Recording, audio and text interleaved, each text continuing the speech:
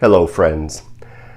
Last week, a new set of huge claret-colored velvet curtains for the stage of the Royal Opera House in Covent Garden were unveiled at a gala. The King was in attendance, appropriately so, since these new curtains are embroidered with his royal cipher and replace older ones which bore his mother's cipher. Which got me to thinking about that word cipher. In the context of those curtains, a cipher is a monarch's personal monogram used on government buildings and official documents. But when we refer to someone as being a cipher, we mean they're someone who has no weight, worth, or influence, or are an inscrutable enigma and impossible to read. For organists, a cipher refers to yet something else.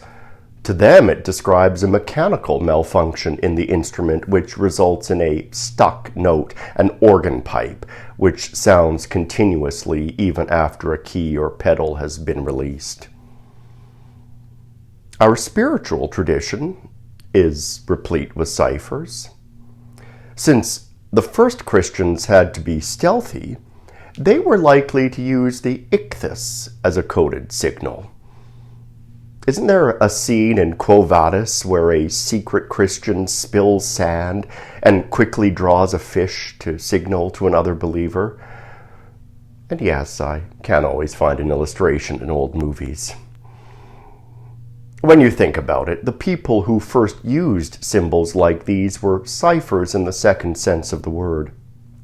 Either they were of no account or were hard to read, lowly people who no one cared about, or important people whose true allegiance was carefully masked.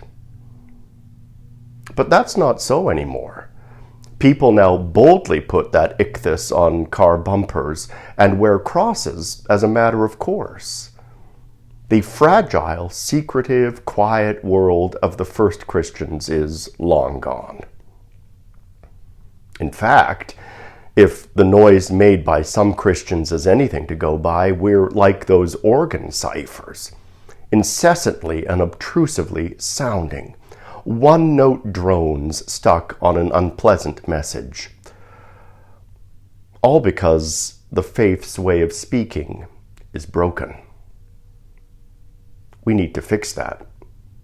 We do, you and I. The language of faith isn't one of coded symbols or impenetrable jargon, though some have made it so, nor is it simply something decorative like jewelry. So we need to find a better way of speaking to a world where hectoring stridency has become the norm, and where brash and bullying behavior gets you recognized, but does nothing to change hearts and minds. Dare I suggest that the old ciphers don't work anymore? Maybe we need ones that more easily convey the truth of the message.